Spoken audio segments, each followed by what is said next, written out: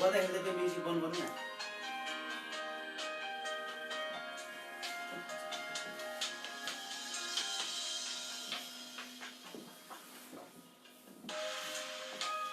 हामी फेरि पनि आज तेस्रो दिन तपाईहरुको समक्ष जिउँदो पानीको अन्तिम भागहरू लिएर उपस्थित भएका छौं। हामीहरू अरु दिन भन्दा आज 10-15 मिनेट छिटो आज हामी लाइभमा आएका छौं। कारण हिजो हामीले अचानक हाम्रो लाइभ यो जिउँदो पानी पढ्ने सेवालाई हामीले बन्द गर्नु पर्यो, किनभने हामीले इन्टरनेटले हिजो धोका दियो। त्यही भएर आज त्यो रहल हिजोको पाठहरू पनि पढ्नु पर्ने भएकोले हामी आज सधैँ भन्दा 10-15 मिनेट छिटो आज लाइभ आएका छौं। किनभने आज तेस्रो दिन हामीले यो अङ्कलाई पुरा कम्प्लिट गर्नुपर्ने छ र हामीलाई सायद आज 1 घण्टा 30-40 मिनट लाग्न सक्ला। त्यसर्थ हाम्रो निम्ति प्रार्थना गरिदिनुहोस् ताकि हामीले यो आजको यो जिउँदो पानी पढ्ने संगतिलाई सुचारू रूपले गर्न सकौं, साथै इन्टरनेटको पनि कुनै पनि प्रब्लम्सहरू नभएका हुन्। र हामी क्षमा प्रार्थी छौं, किनभने हिजो हाम्रो इन्टरनेट अचानक डिस्कनेक्ट भएकोले गर्दा हामीले अन्तिम प्रार्थना पनि गर्न पाएनौं, साथै बिदाई पनि हामीले माग्न पाएनौं है। बिदाईको जय मसीह नभनिकन हामीले बिचैमा हामीले हिजोको सेवालाई बन्द गर्नु परेको थियो। त्यसको निम्ति आज हामी तपाईहरुसँग क्षमा माग्छौं। र सर्वप्रथम हामी एलिम ताराबारीका युथहरुबाट तपाईहरुलाई प्रेमी जय मसीह। अब हामी आजको भाग हामी लिएर आएका छौं। हिजो हामीले यो माछा पुच्छ्रेको काखमा ख्रिस्टीय संगति पाठलाई हामीले सकेका थियौं र आज हामी वेदी निरन्तर जलिरहोस् पाठलाई लिएर हामी उपस्थित भएका छौं। र सर्वप्रथम हामी यो पाठन गर्न भन्दा अघि हामी प्रभुबाट सहायता माग्छौं। भाइ राजीव प्रार्थना गर्छौं।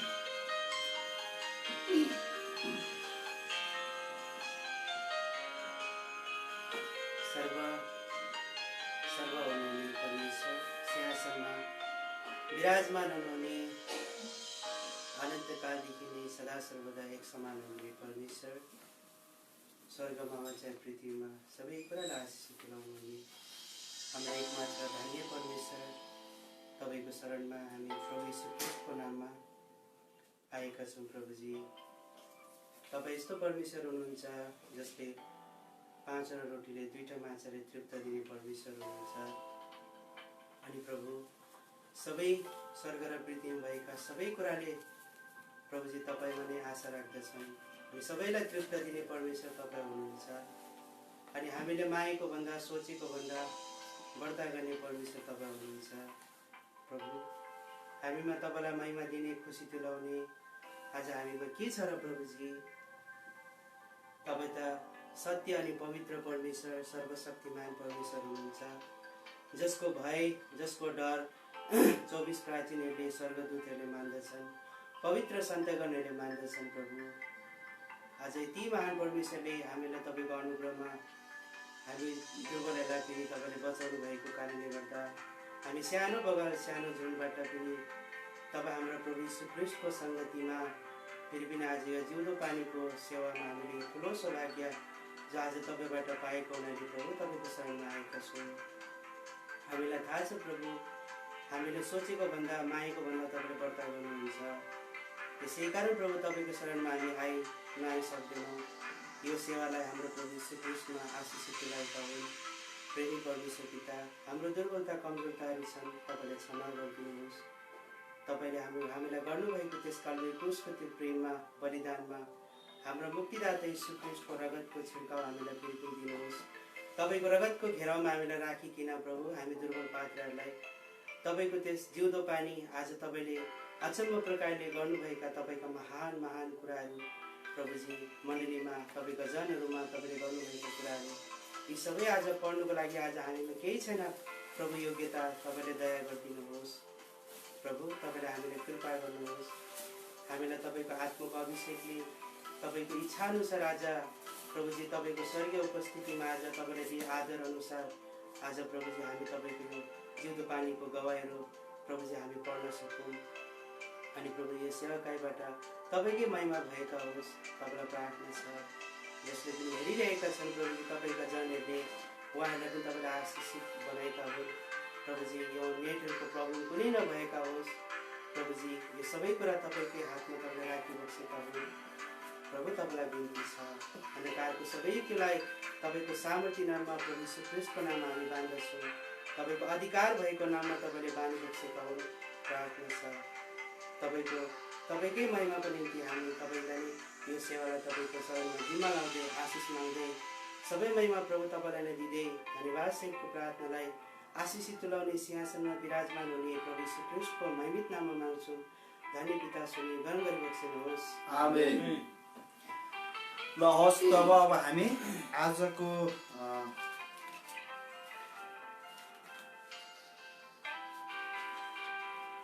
यो सेवालाई अब यो पढ्ने सेवकाईलाई अब हामी सुरु गर्छौँ र म पढ्न गइरहेको छु जसको शीर्षक छ वेदी निरन्तर जलिरहोस् है।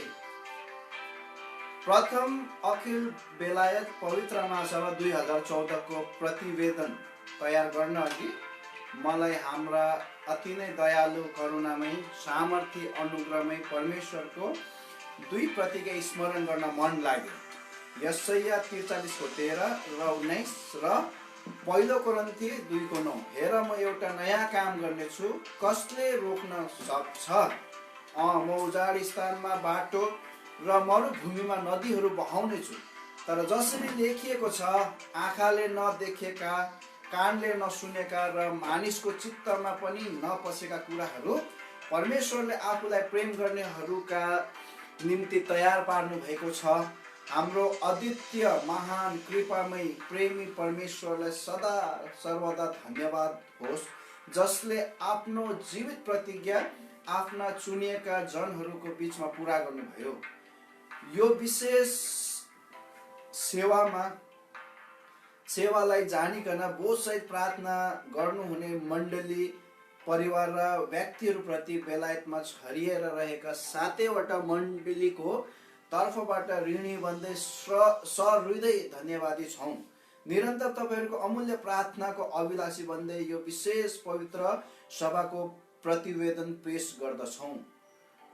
माण्डलिक ऐतिहासिकता। यस बेलायतलाई ग्रेट ब्रिटेन उपनामले आभूषित गरिएको छ। वास्तवमा यो ग्रेट ब्रिटेन उपनामले हाम्रा महान परमेश्वरको महानतालाई दर्शाएको पाउँछौँ। एक समय गन्तीमा नआउने यो एउटा सानो देश कसरी ग्रेट ब्रिटेन बन्यो एउटा कौतूहलताको विषय हो।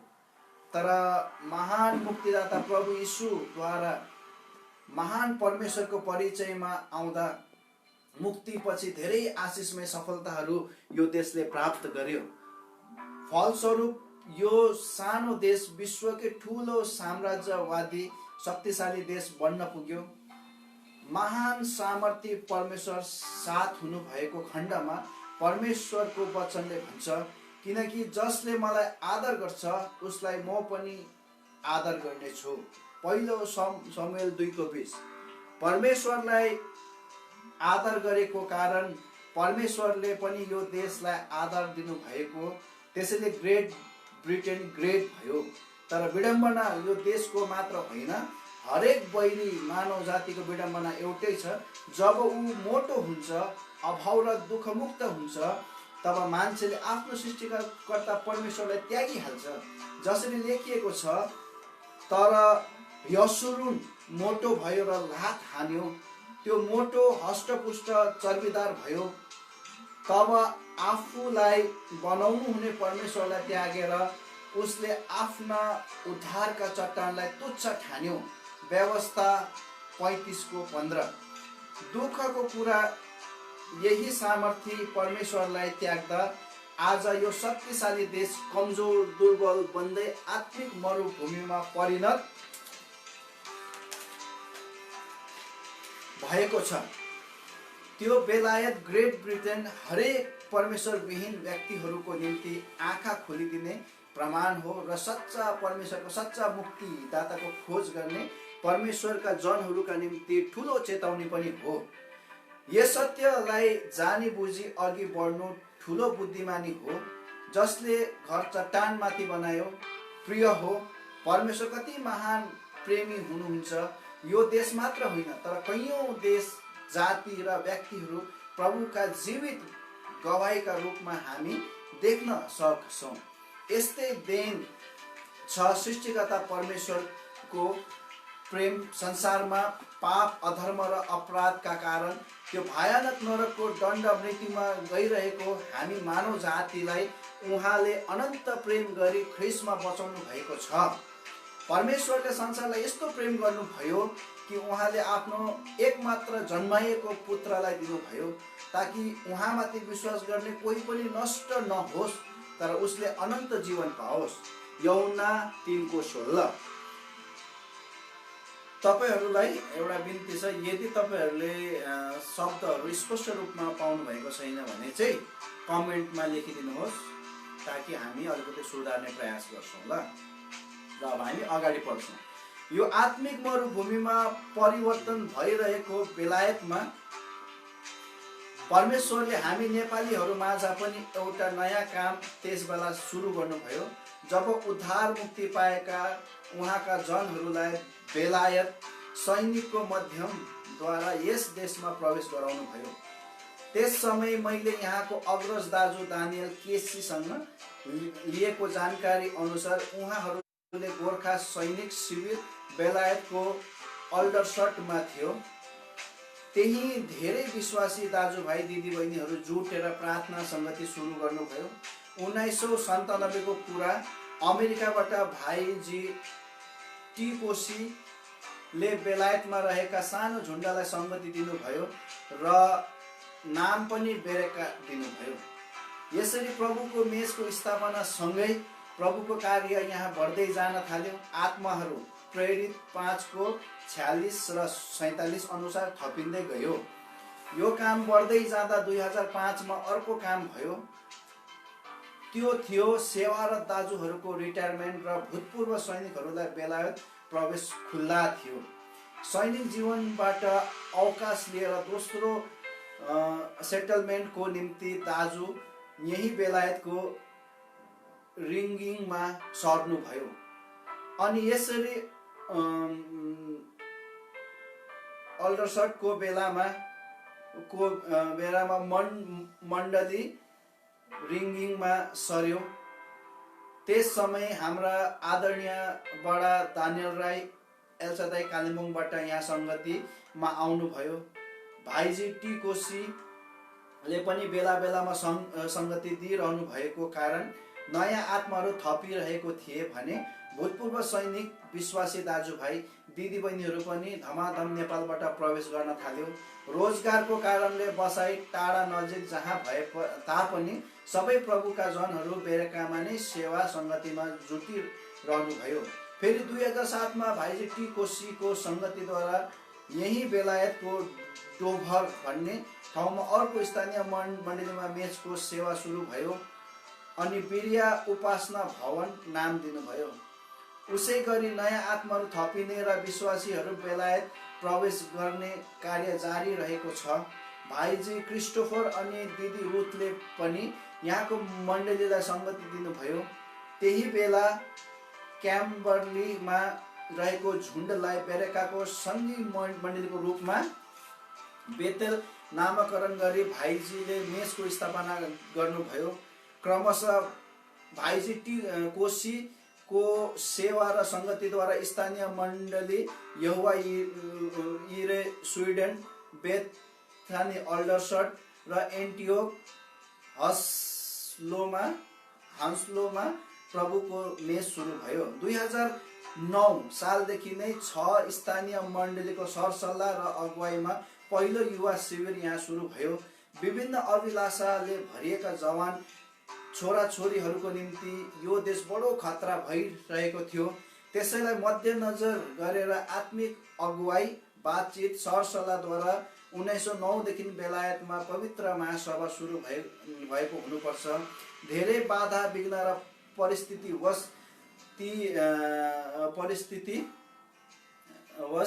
ती स्वर्गीय भाइजीको चाहना पुरा हुन त सकेन, तर उहाँले गरिराखेको प्रार्थनाको उत्तर आज हामीलाई प्राप्त हुँदा बडो आनन्दको विषय बनेको छ। धर्मीजनहरूले पुकार्छन् अनि परमप्रभुले सुन्नुहुन्छ र उनीहरूका सबै कष्टहरूबाट उनीहरूलाई छुटकारा दिनुहुन्छ। भजन सङ्ग्रह 34:17। हरेक आमा बाबुलाई आफ्ना छोरा छोरीको उज्जवल भविष्यको चिन्ता हुन्छ अनि मण्डलीलाई पनि। आत्मिक जीवन जिउन चाहनेहरूका निम्ति भने यो ठाउँ मरुभूमि झै छ। हामीलाई तपाईहरूको अमूल्य प्रार्थनाको खाँचो छ। हामी यस आत्मिक उजाड स्थानमा जिरहेका छौँ। यो समयमा भइरहेको सेवाहरूले हाम्रो आत्मिक रुखपनलाई केही हदसम्म सिच्ने काम भइरहेको छ। प्रिय सन्तगण, हामी सधैँ तपाईहरूको प्रार्थनाको अपेक्षा गर्छौँ। यसरी नै यो सेवा सुचारू रूपले गरिरहनलाई बोधसहित हाम्रा आदरणीय भाइजी नेभिल श्रीलङ्काबाट हरेक वर्ष आइरहनु भएको छ। उहाँको न्यानो सङ्गतिले हाम्रो खडेरी परेको आत्मालाई सिच्ने कारण बनिरहेको छ। भाइजी नेभिलको सङ्गति भइरहँदा गत साल 2013मा अल्बिच भन्ने जग्गामा पनि प्रभुको मेसको स्थापना भयो। यसको नाम हो माउन्ट होरेब उपासना भवन। यसरी यस देशमा जम्मा 7वटा स्थानीय मण्डलीमा काम सुरु भयो। यसरी 7 मण्डलीको बातचित, सरसल्लाह र अगुवाईका साथ यस वर्ष 2014मा पवित्र महासभा गर्ने निर्णय राख्यो। प्रभुको काम सँगसँगै बाधा विघ्नहरू नआएका होइनन्। जहाँ प्रभुको काम हुन्छ त्यहाँ शैतानले बाधा ल्याउनु स्वाभाविक हो। किनकि प्रेरित पावलले अर्थी दिँदै यो लेख्छन्, किनकि मेरा निम्ति ठुलो र प्रभावकारी ढोका खोलिएको छ, तर विरोधीहरू धेरै छन्। 1 कोरिन्थी 16:9। यद्यपि प्रभुले विश्वव्यापी मण्डलीको प्रार्थनाको उत्तरमा विजय दिइरहनु भएको छ। विरोध चाहिँ सत्य प्रभुको कामको अचूक प्रमाण हो भन्ने जानेर हामी हरेकले आत्मिक पाठ सिक्नु पर्ने रहेछ अनि उहाँले समयमा हामीलाई विजय दिनुहुन्छ। यो पवित्र महासभा चाहिँ हाम्रा आदरणीय स्वर्गीय भाइजी भक्तसिंहले लेवी 23 अध्यायको दर्शन अनुसार 1941मा चिन्नेको यहोवासम्म भवनमा पहिलो पटक सुरु गर्नुभएको पवित्र महासभाको प्रेरणाको स्रोत थियो। सम्पूर्ण स्थानीय मण्डलीका विश्वासीगणको भेला हुवाई सङ्गति अति आशिषमय हुँदछ। भजन सङ्ग्रह 133:1-3। यो कस्तो सौभाग्य! के यस वचनको रहस्य बयान गर्न सकिने कुरो हो र? जुन आशिष प्रभुले हाम्रा आत्मिक एकतामा प्रशस्त गरी बसाउनुहुन्छ। मत्ती 18:20 अनुसार, जहाँ मेरो नाममा 2 वा 3 जना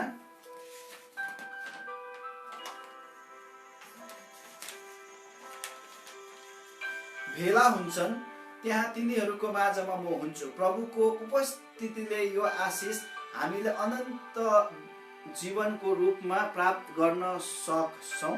तर यो आत्मिक एकतालाई फुटाउने र विभाजन ल्याउने उहाँले राखिदिनु भएको सियोनको आशिषलाई शैतानले मण्डलीमा उपभोग गर्न दिएको छैन। यो काम मण्डलीको महिमित आशिषलाई खोज्ने काम शैतानले गरिरहेको छ। शैतान मण्डलीको विरोधमा छ, यसैले होशियार हो। हामी यो आत्मिक एकतामा छौँ। के प्रभुको उपस्थितिमा त्यो सियोनको आशिषको अनुभवमा सेवा गर्दछौँ कि शैतानको चौकीदार भएर मण्डलीको एकतालाई खलबलाउने काम गरिरहेका छौँ? प्रिय विश्वासीगण, यी साधारण तर महत्त्वपूर्ण विषयलाई बेवास्ता गर्दा त्यो सियोनको आशिष जो मण्डलीको आशिष हो हामीले गुमाउने खतरा छ। यसको विनाशबाट बाँचौँ। प्रभुले हामीलाई एकता, मेल मिलाप, प्रेम, भलाइ, धीरज, नम्रता र सद्भावका निम्ति सहायता गरेका हुन्। प्रभुले तिमीहरूको हृदयहरूलाई परमेश्वरको प्रेमभित्र र ख्रीष्टको धीरजभित्र डोर्याएका हुन्। दोस्रो थिस्सलुनिकी 3:5।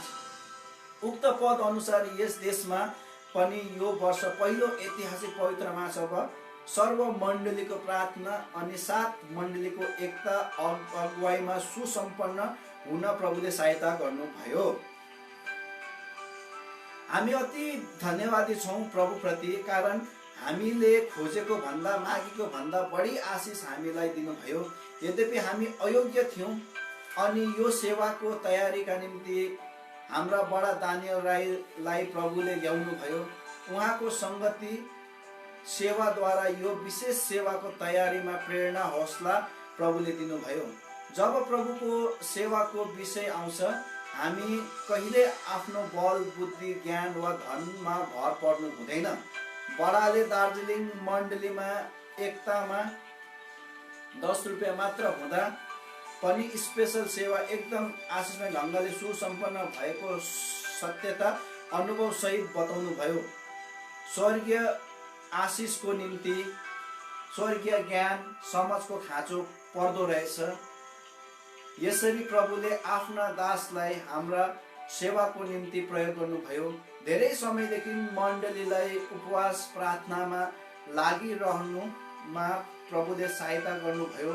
फलस्वरूप यही अगस्त 10 देखि 17 सम्म अखिल बेलायत पवित्र महासभा सुसम्पन्न भयो। विशेष यो सेवाको निम्ति बडो बोझको साथ चेन्नईबाट भाइजी थियोडर रेजिनोल्ड, श्रीलङ्काबाट भाइजी नेभिल, दार्जिलिङबाट दाजुसम्म दिदी अनि भाइजी अल्फोन, फ्रान्सबाट, अस्ट्रेलियाबाट भाइजी जर्ज र दिदी र भाइजी डाक्टर कुमार र दिदीहरूलाई प्रभुले भेला गराउनुभयो।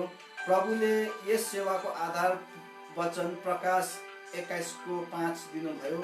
यो सेवामा विशेष नयाँ चाहिँ के भने पवित्र महासभाभित्रै युवा शिविर र भिभिएस पनि सम्मिलित थियो। हाम्रो दौड र मुक्तिको दिनदेखि नै मुक्तिको दिनदेखि नै सुरु हुँदछ। प्रभुले अनन्त राज्यमा महिमित मुकुट रूपी इनाम र पुरस्कार साथ हामीलाई स्वागत गर्ने प्रभुको स्वेच्छा छ। ए बालक, ए सानो बगल, नडराउ, किनकि तिमीहरूलाई राज्य दिनु नै तिमीहरूका पिताको स्वेच्छा छ। लुका 15:32। यो उत्तम बोलावटलाई थाहा गरेर दौडको निम्ति आउँ, आत्मिक दौडको निम्ति कम्बर कसौँ र नयाँ यरुशलेमसम्मको यात्रामा साहस साथ सहभागी बनौँ। आज हामीलाई दुःख छ, धेरै घटिकमी छ, तर एक दिन हाम्रा सबै दुःखको अन्त हुनेछ। मैले नयाँ आकाश र नयाँ पृथ्वी देखेँ, किनकि पहिलो आकाश र पृथ्वी बिति गए अनि उसो समुद्र रहेन। अनि म यूहन्नाले पवित्र सहर यरुशलेमलाई परमेश्वर तर्फबाट स्वर्गदेखि तल झरिरहेको देखेँ, जो आफ्नो पतिका निम्ति सिँगारिएकी दुल्ही चाहिँ तयार भएको थियो। अनि मैले स्वर्गबाट यसो भन्दै गरेको एउटा ठुलो आवाज सुने, हेर मानिसहरूसित परमेश्वरको निवास स्थान, अनि उहाँ उनीहरूसित बास गर्नुहुनेछ, अनि उनीहरू उहाँका मानिसहरू हुनेछन्, अनि परमेश्वर आफै उनीहरूसित हुनुहुनेछ र उनीहरूका परमेश्वर हुनुहुनेछ।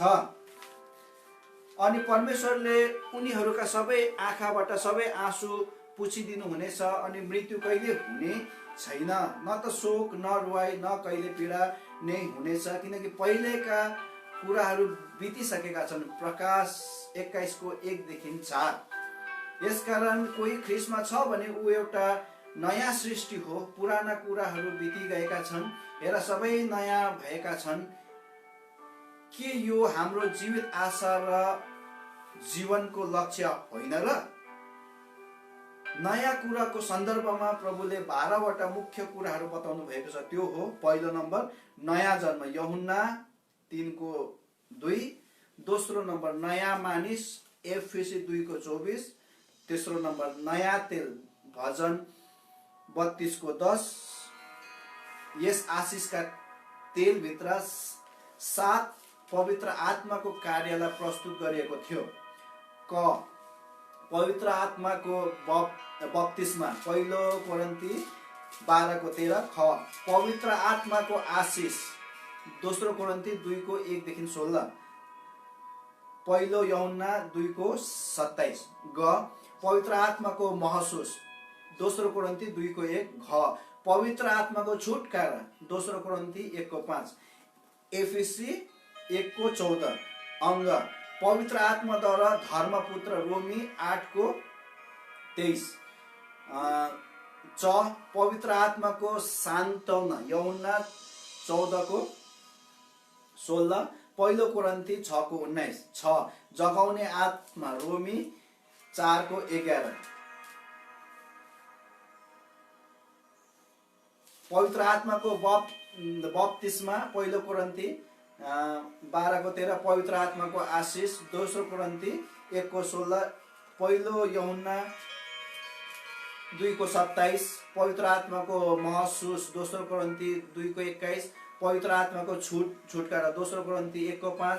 एफिसी 1:14। पवित्र आत्मा द्वारा धर्मपुत्र रोमी 8:23 र 15। पवित्र आत्माको सान्त्वना यूहन्ना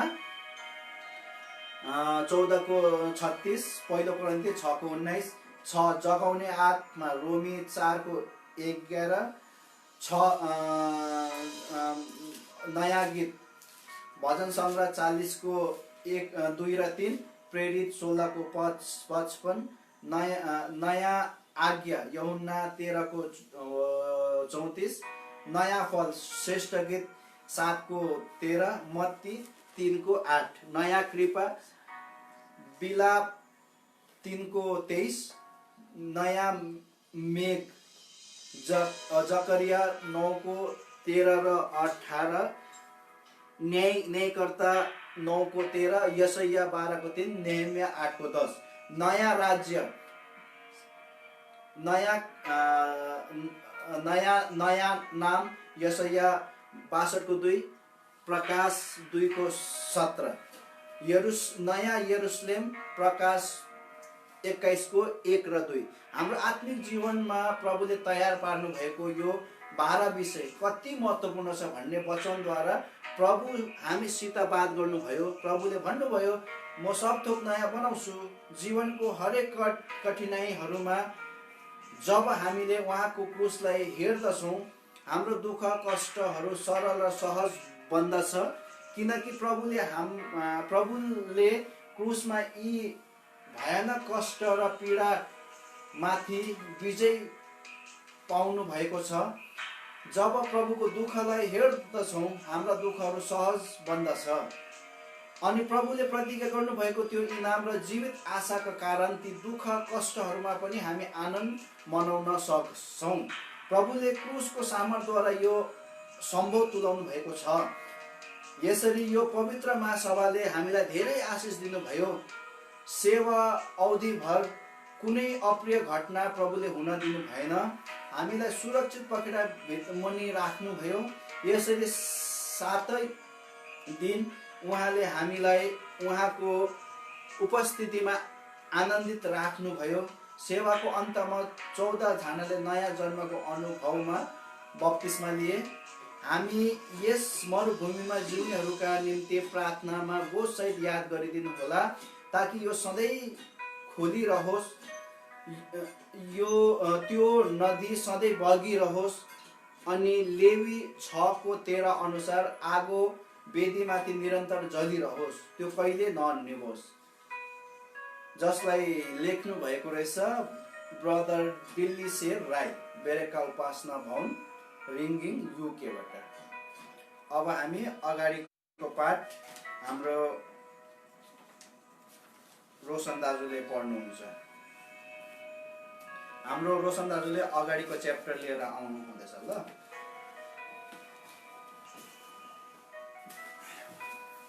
सबैलाई हाम्रो तारागढी है रहनबाट सबैलाई जय मसीह।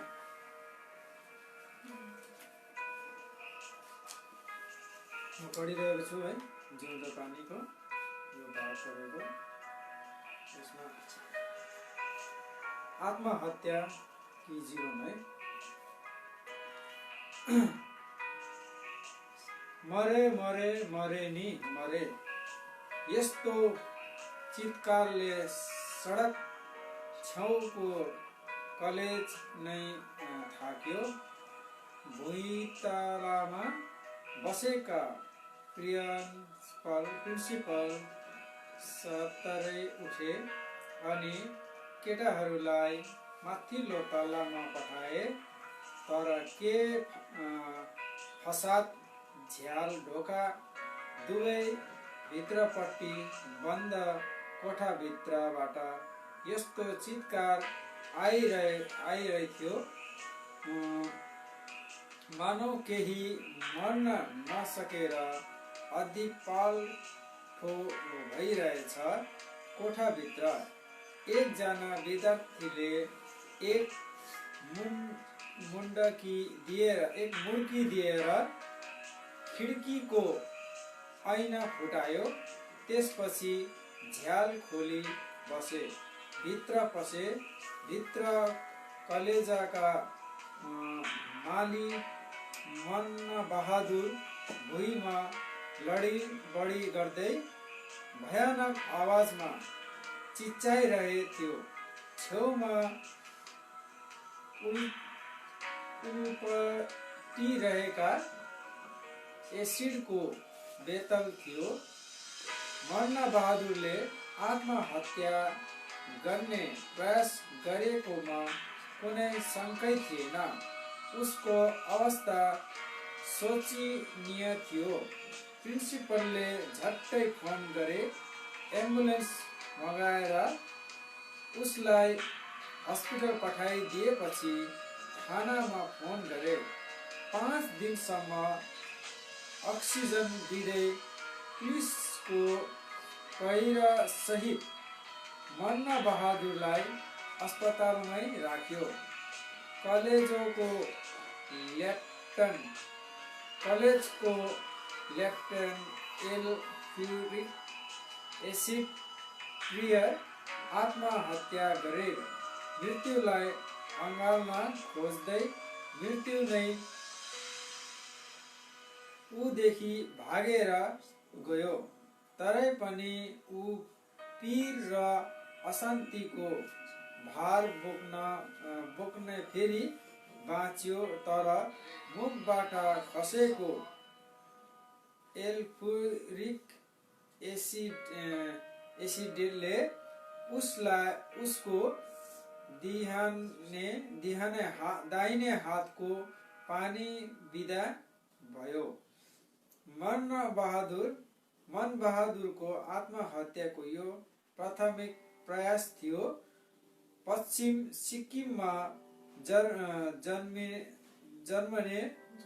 जन्मे हुर्किएका मनबहादुर आफ्नी आमा, दाजु र दिदीबाट सानै उमेरमा छुटेर दार्जिलिङ भस्मिएका थिए। गरिब, दुःख र पीर त उसको नजिकै साथी तर जीवनमा म पनि एक छाक मिठो खाना र एक झुप्रोमा राम्रो लाउनु पाउँछु कि भन्ने उसको मनको धोको दार्जिलिङ आएर पनि पुरा भएन। गरिब जगझै उसको जीवनमा टाँसिरह्यो। उसको मनमा अशान्ति र पीरको ढाडले सङ्किन्थ्यो, जुन डल्लो निभाउन उसले जोड्न सके जाँड रक्सीको सहारा लियो। तर त्यसले त ज्वाला झर्नै दम्क्यो। निभ्न ऊ आफै झाँक्री ढोल डन्ड्र्यो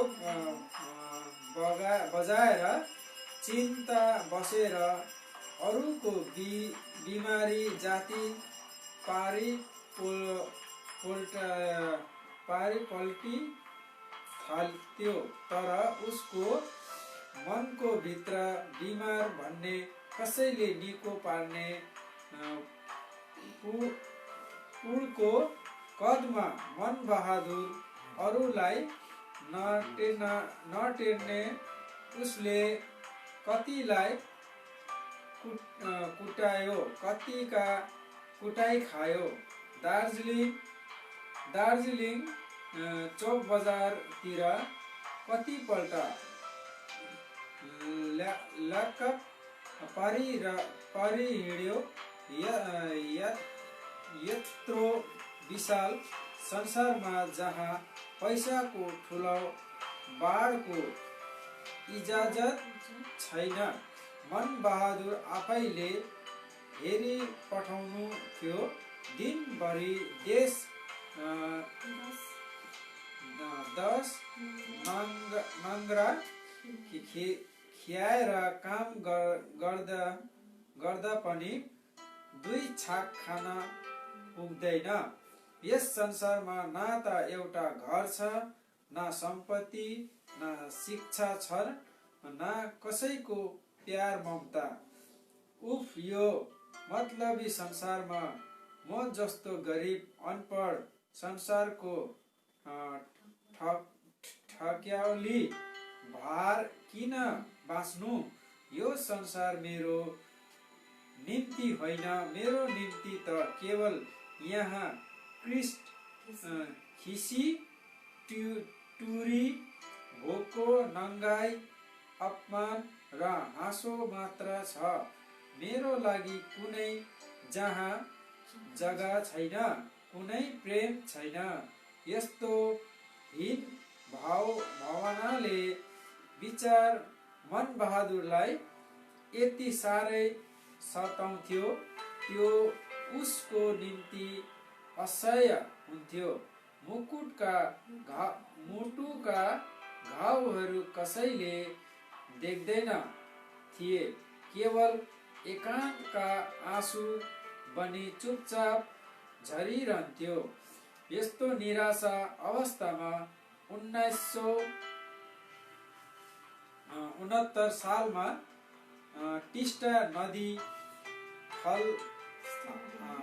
टिस्टा नदीमा फाल हानेर आत्महत्या गर्ने उसले दोस्रो प्रयास पनि गर्यो। रातको समय थियो, टिस्टा नदीको छेउ गएर उभियो, फाल हान्ने कोसिस गर्यो, तर जसै उसले नदीका छालहरू उल्लेको देख्यो, उसको मुटु काप्न थाल्यो र बस्दै आखिरीमा त्यही चप्लेटी ढुङ्गोमै निदाई पठायो। ऊ जति मृत्युलाई पक्रिन खोज्थ्यो, मृत्यु ऊदेखि त्यति नै टाढो भाग्थ्यो। अब धर्म कर्मपट्टि लाग्नु पर्यो भनेर ऊ कति प्रकारमा धर्म बिमारीका साथमा पनि बस्यो। कतिपय इसाई समाजमै पनि काम गर्यो, तर सत्यतालाई हासिल गर्न सकेन। जे होस्, उनीहरूको जीवनले मन बहादुरलाई धेर थोर असर भन्ने पार्यो नि। यस्तै अन्यलमा पनि बिताइरहेका बेला एक दिन अचानक क्रिस्टका बेसीहरूसहित मन बहादुरको भेट। यो भाइ हो, म पनि धर्ममा लागिरहेका भनेको कारण धर्म लाग्दै शान्ति पाइन्छ भनेको सुने नि त। मनबहादुरले मनको कुरो प्रकट गर्यो। उसको कुरा सुनि ती विश्वासीहरूले उसलाई प्रेम सहित बाइबलका रहस्यहरू खोली बुझाए। देश दाई शान्ति ख्रिस्ट धर्ममा पसेर होइन, तर ख्रिस्टले तपाईलाई प्रेम गर्नुहुन्छ अनि तपाईँ र मलाई प्रेम गर्नेका खातिर नै उहाँ यस संसारमा आउनुभयो। उहाँ तपाईँ र म जस्ता गरिब, अपठित र अपहेलित मानिसहरूसँग बस्नुभयो, खानुभयो। संसारमा बसिन्जेल उहाँले कसरी अन्धालाई आँखा दिए, बहिरालाई कान, कोढीलाई शुद्ध पारे, मरेकालाई बिर्ताए, समाजबाट बहिष्कृत सबै बिमारी, रोगी, पापीहरूको उहाँले सेवा गरे, प्रेम गरे। यी सबै प्रेमको दल्ली मानिसहरूले उहाँलाई क्रुसमा झुन्ड्याए, मारे, तर यस्तो हुन आवश्यक नै थियो। मानिस जातिको पाप धुन एउटा निष्पाप देहको खाँचो थियो। यसरी यीशु ख्रिस्टले सारा मानिस जातिका पाप बोकी कलभरी डाँडामा बलिको पाठो बनी सबै आफैलाई बलिदान गरे। अब उहाँमा विश्वास गर्ने कोही पनि नाश हुँदैन, तर अनन्त जीवन पाउँछ। मनबहादुरले यस्तो सत्य अधि कहिले सुनेको थिएन। उसले बडो ध्यानपूर्वक सबै सुन्यो र अन्तमा आफ्नो हृदयको दैलो खोलिदियो। हे प्रभु यीशु, म पापी प्रति दया गर्नुहोस्। मेरो आजसम्मका जति पापहरू छन् तपाईको पवित्र रगतले धोइदिनुहोस्। मलाई पनि तपाईको शान्ति दिनुहोस् भनी पश्चाताप गरेपछि बिस्तारै मनबहादुरको जीवनमा परिवर्तन आयो। हृदयको अन्धकार हुँदै गयो अनि ख्रिस्टको शान्तिले हृदयमा बास गर्न थाले। पीर, अशान्ति र रोदनको बीचमा ख्रिस्टको अद्भुत प्यार उसले पायो अनि उही प्रेमी प्रभुको चरणमा मनबहादुरले आफ्नो जीवन सुम्पिदियो। आज मनबहादुर खुसी छ। आफ्नो प्रभुको सेवामा जीवन अर्पिदिएको वर्षौं पुग्यो। दार्जिलिङ कागझोडामाथि माउन्ट पिस्का प्रभुको घरमा सेवा बन्ने, तर मनबहादुरले आफ्नो जन्मभूमि सिक्किमलाई कहिले बिर्सेन। ती भिर पोखरामा म जस्तै अशान्ति र छटपट्टिमा तडपिरहेका हुन होलान् भनी ऊ सम्झन्थ्यो। यसैले वर्षमा एकचोटि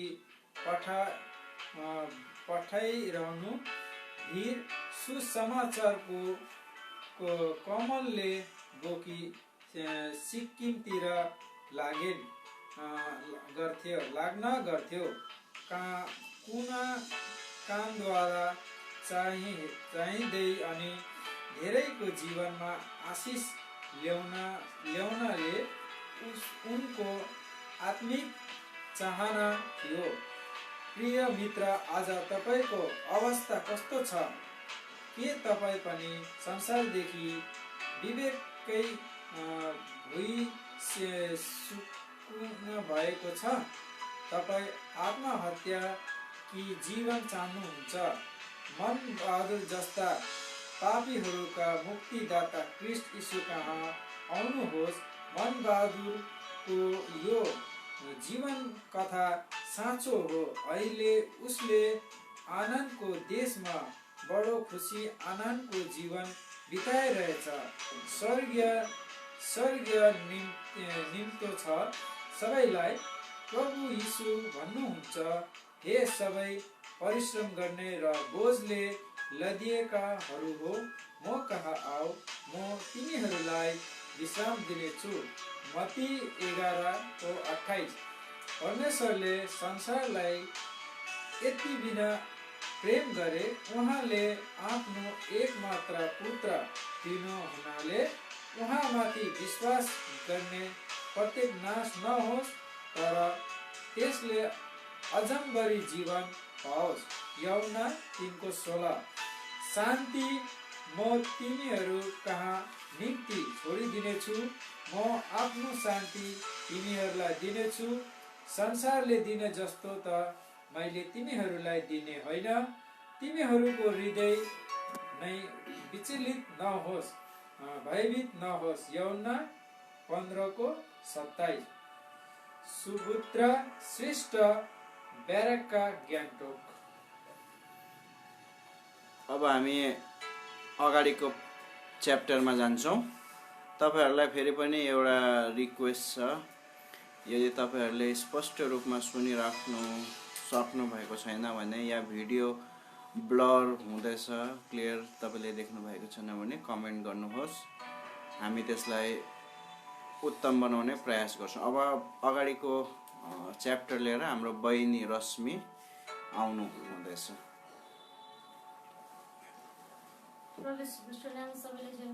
जय मसीह। फेरि म अब तेस्रो आज हाम्रो लास्ट अन्तिम यो जिउँदो पानीको पाठन भइरहेको छ। मेरो शीर्षक चाहिँ रहेको छ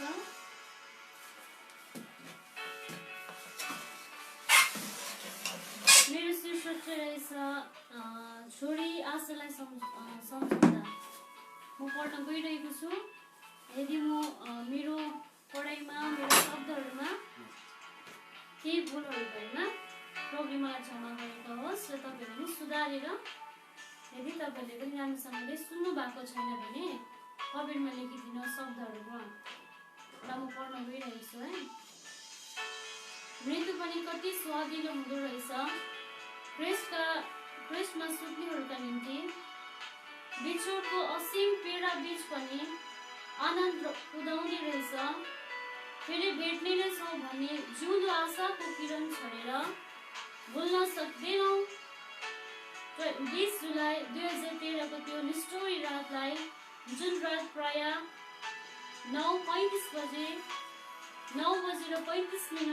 बजे मेरी दिदीकी छोरी आशा सिलगढीको हेरिटेज हस्पिटलमा प्रभुको महिमित राज्यमा प्रवेश गर्नु पुगेको थिए। 4 वर्षको उमेरमा आशाको मस्तिष्क ब्रेनमा सानो दाग भएको पत्ता लाग्दा म महिनासम्म परमेश्वरको अनुग्रहले औषधि सेवनद्वारा निको पनि भएकी थिए। समय कति छिटो बितेछ। नानीको शरीर हेर्दामा सुधाउरो अवन स्वास्थ्य देख्दा पीडाका दिनहरू र सुस्केराहरूका ती रातहरू भुलि गएछौँ। अकस्मात फेरि नानी छोरीको नाकबाट रगत आउन थाल्यो। धेरै डाक्टरद्वारा जसै औषधिहरू सेवन भए तर ऊ पूर्ण रूपले निको हुन सकेन। शिशिलता आवाज सानै उमेरमा ऊ प्रभुको डर मान्ने र प्रभुको नजिकमा रहने छोरी भए। ऊ 12 वर्षकी हुनु हुँदा पनि उसको मुटुमा प्वाल रहेको पत्ता लगायो। तब सबै मण्डली र आफन्तहरूले प्रार्थना र आर्थिक सहयोगमा उसलाई शैल चिकित्सा अपरेसनका निम्ति भेलोर लग्यो। भेलोरमा जाँच गराउँदा हुँदी उसको मुटुमा भएको उक्त प्वाल हामीलाई ठुलो लागे तापनि त्यो चाहिँ सामान्य रहेछ। तर त्योभन्दा सोचहीन कुरा चाहिँ उसको मुटुको एउटा धमनी बल्ब काम नलाग्ने रहेछ र उसको नाकबाट रगत आउनुभन्दा बन्द नभएको कारण पनि त्यही रहेछ भन्ने पत्ता लगायौँ। त्यसो हुँदा त्यसको ठाउँमा कृत्रिम धमनी लगाउनु पर्ने थियो। प्रार्थनाको प्रयत्नमा सबै शुभचिन्तक सङ्घीय विश्वासीहरूको आर्थिक सहयोगले 12 अप्रिल 2011 को दिन नानीहरूको मुटुको खुला शयनक्रिया ओपन हार्ट सर्जरी भयो अनि 1 महिनापछि सकुशल घर फर्कायौँ। ऊ यति स्वस्थ देख्थे कि उसको एउटा बल कृत्रिम छ भन्ने त पटक्कै लाग्दैन थियो। गत 2013 को युवा शिविरमा ऊ आफ्ना दिदीहरू र साथीहरूसँग सङ्गतिमा रहेकी थिए। ऊ खुबै शान्त स्वभावकी थिए। चञ्चलता भन्ने उसमा पटक्कै थिएन। म ग्यान्टोकको बीबीएसमा जान लागेको कुरा थाहा पाएर उसले पनि मसँगै बीबीएस जाने इच्छा प्रकट गरे। एउटा कुरा त नानीहरू लिएर जानु झन्झट नै हुन्छ भन्ने, अर्को कुरा उसको स्वास्थ्य पनि त्यतिखेर ठिक थिएन। दबाईको मात्र समय अनुकूल नमिल्दा नाकबाट रगत बहन्थ्यो। तरै पनि प्रार्थना सहित प्रभुकै भर परेर बीबीएसमा आयौँ गयौँ। प्रभुको प्रशंसा होस्, बीबीएसमा रहन्जेल कुनै असुविधा भएन, न त नाकबाट कहिले रगत नै बह्यो। चिसोदेखि आकाश जोगाउनु पर्ने भएकोले गर्दा उसले भाँडाकुँडा धुने इच्छा गर्दा पनि मैले दिएन। परमेश्वरको घरमा काम गर्दा आशिष पाइन्छ भन्ने कुरा उसलाई थाहा थियो। त्यसैले भोजनपछि भाँडाकुँडा गर्न चाहिँ उसलाई भनिरहन पर्दैन थियो। कुच्चो लिएर साथीहरूसँग बढाल्न थालिहाल्थ्यो। अन्तिम साँझमा जब भाँडा धुनेको अभाव भयो तब आफू बिछाउनेमा विश्राम गर्न परिसकेको उसले भाँडाहरू धुने इच्छा गर्दा मैले उसलाई रोक्न सकिन। शरीरमा अस्वस्थ भएकी कारणले होला मलाई डर लाग्यो र ऊ नआउन्जेल म उसलाई नै पर्खेर बसिरहे। तर हाम्रा परमेश्वर कति विश्वसनीय, भुइँ सफा गर्दाको धुलो र भाँडाहरू धुँदाको चिसोले उसलाई कुनै असरै पारेन। बीबीएसमा रहँदा ती दिनहरू उसका निम्ति साँच्चै आशिषमय भए। ऊ 12 वर्षकी हुँदा उसको मुटुको शल्य चिकित्सा हार्ट सर्जरी भएको थियो। त्यस बेला उसले अपरेसनको डरले हो वा ठुला बडाहरूको मन राख्नलाई प्रभुलाई ग्रहण गरी टोक्लिएको थिएछ। तर यसपालिको बीबीएसको अन्तिम दिन 14 वर्षको उमेरमा उसले साँचो गरी नयाँ प्रकारले प्रभु यीशुलाई मुक्तिदाता भनी ग्रहण गरे। बीबीएस समाप्त भएपछि त्यहाँबाट हामी फर्किँदै गर्दा ऊ बेरेका भवनलाई हेर्दै साह्रै रोए। तब मैले उसलाई भने, अर्को पालि तिमीहरू असल छोरीहरू भएर रह्यौ भने फेरि आउनेछौ।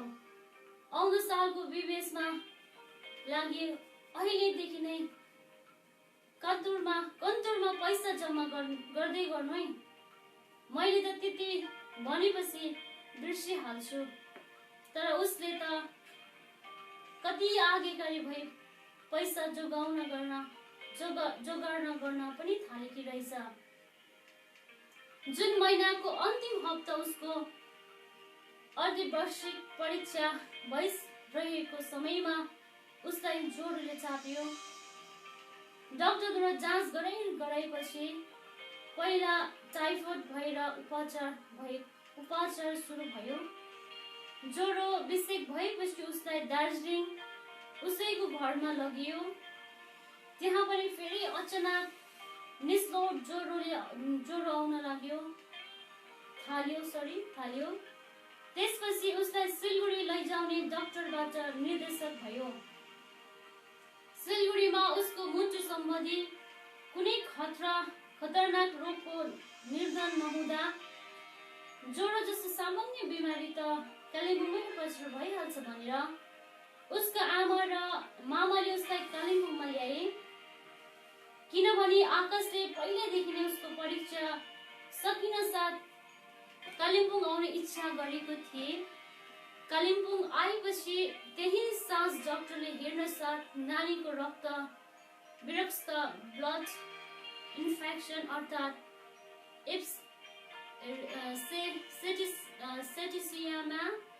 सेटिसियामिया भएको बतायो। त्यसपछि त्यही अपरेसनको लागि एन्टिबायोटिक लगाइन थाल्यो। त्यही सुई लगाउँदा बालिका पीडाको कलिन थाले र सबैलाई मिठो निन्द्राका निम्ति प्रार्थना गरी माग्थे। भोलिपल्ट नानी आकाशलाई हेर्दा एल्डर पेमाबाट अस्पतालमै आउनुभयो अनि नानीको अनुरोध बमोजिम मिठो निन्द्राका निम्ति प्रार्थना गरिदिनुभयो। नानीको स्वास्थ्यमा केही सुधार आएपछि डाक्टरले उसलाई उपचारका निम्ति सिलगढी लैजाने सल्लाह दिनुभयो। त्यसमा ऊ पनि राजी भए। तेस्रो दिनमा उसलाई सिलगढीको हेरिटेज अस्पताल लगियो। त्यहाँ उसको स्वास्थ्यको सुधार आएको थाहा भएपछि 7औं दिनमा उसलाई सेमी आइसियुबाट क्याबिनमा सरियो। त्यस दिन ऊ पिञ्जराबाट मुक्त पाएको पंक्षी चाहिँ खुसी थिए। रात्रिको खाना आमाको हातबाट खाएपछि फेरि उसले मलाई मिठो निन्द्रा लागोस् भनी प्रार्थना गरिदियोस् ल भनी आफ्नी आमासँग अनुरोध गरे। त्यही नै उसको अन्तिम वाक्य थियो। अचानक तारिक 17 तारिक 6 महिना 2013 बुधबार रातको प्राय 11:30 बजे उसलाई ज्वरो आएको जस्तो भयो र फेरि नाकबाट रगत आउन थाल्यो। त्यसपछि उसलाई फेरि सेमी आइसियुमा लगायो र रगत थामिने सुई लगायो। त्यसपश्चात रगत त थामियो तर नानीको शरीरको आधा भाग नै अञ्चल हुनका साथै बोली पनि बन्द भयो। बिहानको 4 बजे उसको ब्रेनको स्क्यानिङ गर्दा मस्तिष्कमा रगत जामिसकेको पाइयो। अपरेसन गरेपछि पनि आशा कम देखिँदा प्रार्थनाले सबै कुरा समर्पण गरियो। त्यसपछि नानीलाई भेन्टिलेटरमा राखियो। उसको हात समातेर प्रार्थना गर्दा अचेत अवस्थामा पनि उसले हातहरू सुस्तरी चलाउँथे। नानीहरूको मृत्यु र जीवनबीच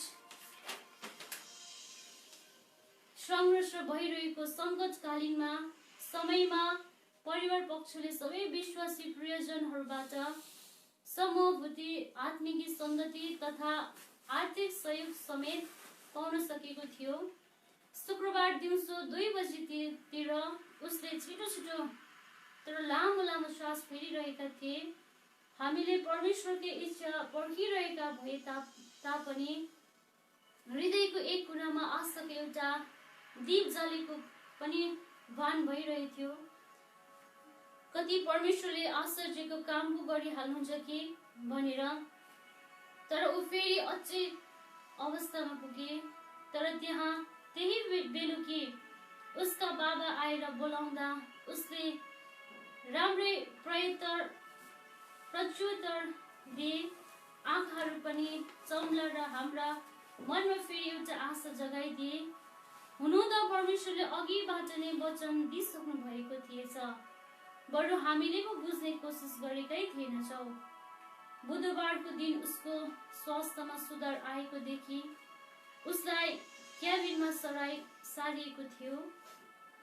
त्यही दिन उसको मामाले वचन पाएका थिए र उसको लागि वास्ता गरिनेछन्। तर फेरि शुक्रबार पनि त्यही वचन उपदेशक 12:7 दोहोरिँदा हुँदै त्यतिखेर मात्र उसका मामालाई निश्चित भयो नानीलाई प्रभुले लैजाउनु नै हुने रहेछ भनेर। भोलिपल्ट शनिबार मेरो आफ्नो पाठ यस परमेश्वरको बन्दोबस्त कति अचम्मको। अचानक दिदीलाई अब तयार हुनु, नानीलाई परमेश्वरका हातमा समर्पण गर्नु भनेर बेङ्गलोरबाट फोन आयो। त्यही मौकामा हामीले पनि आफैले पाएको वचन तिनीसँग बाँड्न सक्यौँ। अघिसम्म परमेश्वरसँग जिद्दी गरिरहने दिदी त्यसपछि त शान्त भावले सुनिरहेको भए। मानव उनले परमेश्वरको इच्छा बुझ्न खोजिरहेका थिए। हामीले त परमेश्वरको इच्छा बुझिसकेका थियौँ, तरै पनि त्यो तितो सत्यलाई स्वीकार्नु त्यो बखतमा फलामको चिउरा चपाउनु सरल थियो। कसैलाई पनि खानाको रुचि थिएन। पल पलमा हृदयको धड्कनको तीव्र बढ्दै भए पनि परमेश्वरको त्यो निर्दिष्ट समयलाई पर्खिरहेका थियौँ। आफन्त अनि विश्वासी प्रियजनहरूबाट फोनद्वारा साथी अस्पतालमै पनि साथ पाइरहेका थियौँ। दिउँसो अपराह्नको समयमा होस्, कालिम्पोङबाट अङ्कल हरुण नाम्चु साथै आन्टी लगायत दाई रोशन राई र भाइ सामुल राई आउनुहुँदा त एउटा गाह्रो भारी नै हटेको अनुभव भयो। कारण परिवार पक्षबाट त नानीलाई सम्पूर्ण रूपले परमेश्वरका हातमा समर्पण गर्नु असम्भव प्राय लागिरहेको थियो। तथापि त्यसो गर्नुपर्ने नै थियो। तापनि भयभरको साहस बटुलेर सबैले पाएका वचनहरूमा आदरमा सल्लाह साथ बालिकाको आमा बाबा मामा साथै त्यहाँ उपस्थित सबै मिली परमेश्वरका सामु आफूलाई ठिक गरी भई नानीहरूलाई परमेश्वरका हातमा समर्पण गर्यो। बिस्तारै नानीले लामो लामो सास फेर्न थाले। हाम्रो एउटा अन्तर्नाद सहितको प्रार्थना थियो, हे प्रभु, यदि तपाईँले यस नानीलाई लानुहुन्छ भने लैजाउनुहोस्, तर यस्तो अवस्थामा नराख्नुहोस्। भेन्टिलेटरबाट निकाले बरु नानीलाई आराम हुन्छ होला भन्ने मलाई लागेको थियो। तर त्यो कुरा उसकी आमालाई भन्ने ममा साहसै थिएन। प्रार्थना नै गरिरहेका थिए। हठात भाइ उसका मामालाई पनि त्यस्तै विचार आएछ। आफ्नै दिदीलाई भनेछिन् पनि, तर दिदीले त्यस कुरालाई सहजै स्वीकार गर्न सकेनन्। सबैले सम्झाउँदा र नानीको अवस्था हेर्दा बल्ल राजी भइन्। त्यसपछि उसको शरीरबाट भेन्टिलेटर हटाइयो अनि हेर्दा त ऊ साँच्चै मिठो निन्द्रामा परि प्रभुको काखमा सुतिसकेको रहेछन्। न त ऊ फेरि छटपटाई न त आया नै भन्नु पर्यो। प्रभुले ठहराउनु भएको त्यो समय कति आनन्दमय। सबै कागज पत्र तयार हुँदा रात गइसकेको थियो। त्यही रात कालिम्पोङ आउने सल्लाह भयो। अघिल्लो रातसम्म नानीलाई राखिएको त्यस सेमी आइसियुमा धेरै बिमारीहरू थिए। यस घडी चाहिँ मिठो निन्द्रामा सुतेकी नानी र हामी मात्र थियौँ। तर धन्यवाद दिए, प्रार्थना गरेर एउटा स्तुति गाईबरी मिठो निन्द्रामा सुतेकी बालकको शरीरलाई त्यहाँबाट निकाल्ने प्रक्रिया भयो। परमेश्वरले ठहराउनु भएको समय त्यही रहेछ। उहाँले तोकिदिनु भएको उसको जीवनको सीमा रेखा त्यति समय रहेछ। कस्तो अचम्म, मिलाउनको साटोमा त्यहाँ स्तुतिगान। त्यसपछि उसलाई कालिम्पोङ सहरदेखि 6 किलोमिटर टाढो र केही माथि डाक्टर ग्राम्स होम्स स्थित उसकै मावली घरमा लग्यो, जुन घर उसको प्यारो थियो। प्रत्येक शरीरमा सफा लुगा लगाइदिनु पर्ने, तर उसका सबै राम्रा लुगाहरू दार्जिलिङमा भएको घरमै थिए। असमञ्चमा पर्यो। अब के गर्ने? त्यस दिन आइतबार कालिम्पोङमा त्यस दिन प्राय दोकान पाचक बन्द। तरै पनि प्रार्थना गर्यो, प्रभु यो नानीलाई सेतो वस्त्र लगाउने साह्रै इच्छा थियो। तपाईँको इच्छा भए त्यस्तो सेतो वस्त्रको बन्दोबस्त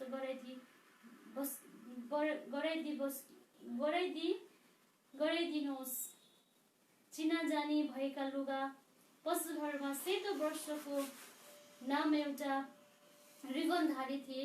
बरु आशै नगरेको त्यही पनि बन्द हुने आँटेको पसलमा सोद्धा हुँदै त्यहाँ पो मानौ नानी आकाशकै निम्ति राखिदिएको आवाज गरिने खुबै सुन्दर सेतो वस्त्र पायो। ऊ आकाश उसको उमेरको तुलना ज्यादै अग्ली, साथै उचाइ अनुसारको मोटी पनि थिए। त्यसो हुँदा उसको शरीरमा मिल्ने वस्त्र पाउनु गाह्रो थियो। प्राय जसो लुगा किनेर उसको नापमा सिलाउनु पर्थ्यो।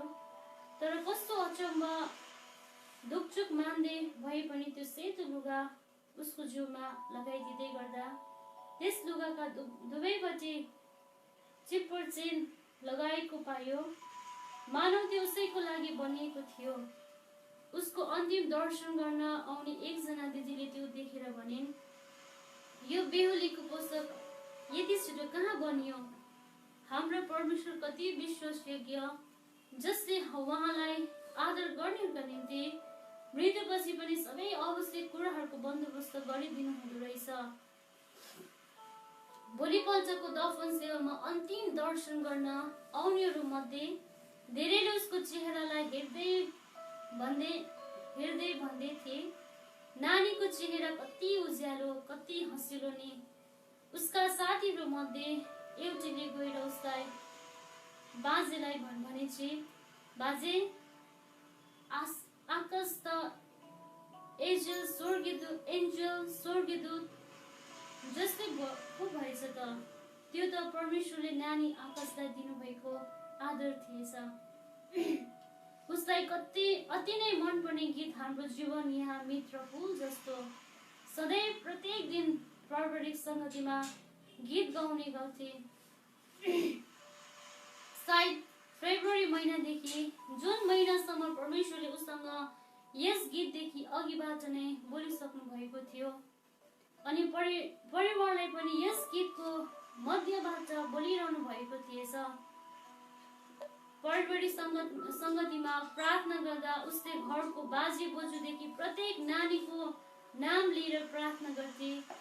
हामीले एउटा निरन्तर प्रार्थना गर्ने छोरी पनि गुमायौँ। अन्तमा सेवापछि हामीले नानीको उपचारका निम्ति भएका खर्चदेखि लिएर दफन सम्बन्धी सेवाहरूमा लागेका खर्च जोड्दा र प्रभुले जुटाइदिनु भएका सहयोगको रूपमा प्राप्त रकम पनि जोड्दा न त चाहेको भन्दा बेसी भयो, न त बाबुआमा नै ऋणमा डुब्नु पर्यो। आफ्नो अभिभावक वर्गलाई उसले आत्मिक आशिष र ईश्वरीय धन दिएरै गइन्। जसले मलाई आदर गर्छ म उसलाई आदर गर्छु भन्ने परमेश्वरको वचन उसको जीवनमा आदरक्ष पूर्ण भएको देख्न पायौँ। यो चाहिँ रच्न लेख्नु भएको रहेछ अनुपम तामाङ एलसदाई।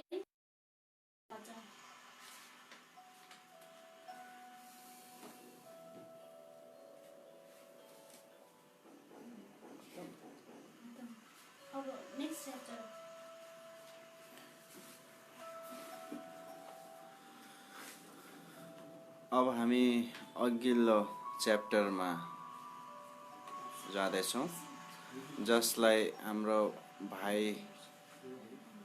राजीवले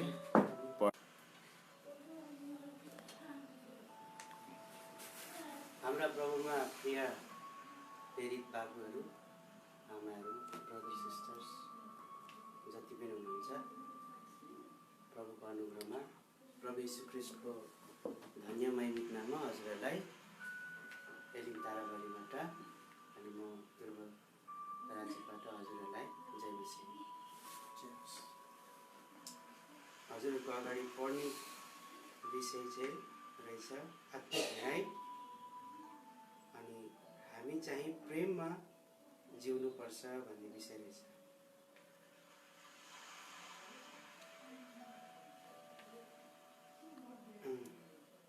प्रेम धीरजी र दयालु हुन्छ।